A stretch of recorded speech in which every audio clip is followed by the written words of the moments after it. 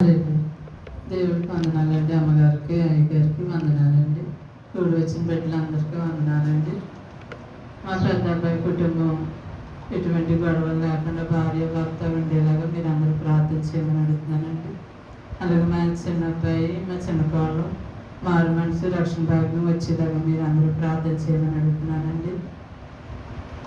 ముఖ్యంగా మా చిన్న అబ్బాయి అండి మరి డబ్బు విషయంలో జాబ్ విషయంలో సంతానం విషయంలో నష్టపోయి ఉన్నాడండి. మరి మీరు అందరూ ప్రార్థించేయమని అడుగుతున్నానండి. అలాగండి ఈరోజు నైట్ 10 గంటలకు నేను మా ఊరు వెళ్తున్నానండి. నా ప్రయాణంలో దేవుడు తోడై ఉండేలాగా మళ్ళీ నేను రేపు పొద్దుట తీతానండి. నా పెన్షన్ తీసుకోవడం పూర్తయిపోతే నా పని అయిపోతే నేను సాయంత్రం బస్సు మళ్ళీ ఎక్కడానికి మీరు అందరూ ప్రార్థన చేయమని అడుగుతున్నానండి. లేదంటే మంగళవారం మాపండి రెండు రోజుల వరకు 2 రోజులు దిగులు చెప్తున్నానండి. ప్రార్థన చేయండి.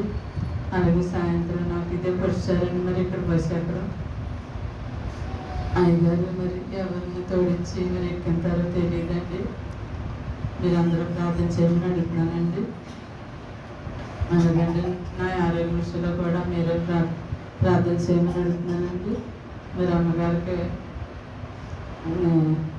బుద్ధి జ్ఞానం కలిగి ఏ పని ఎలా చేయాలో నాకు జ్ఞాపకం శక్తి ఇచ్చేలాగా మీరందరూ ప్రార్థన చేయమని అడుగుతున్నాను. సంసారం దేవుడు దీవించండి. సాక్ష్యం బట్టి ప్రయాణంలో దేవుడు తోడే నడిపించుకుని దేవునికి స్తోత్రాలు చెల్లిద్దాం.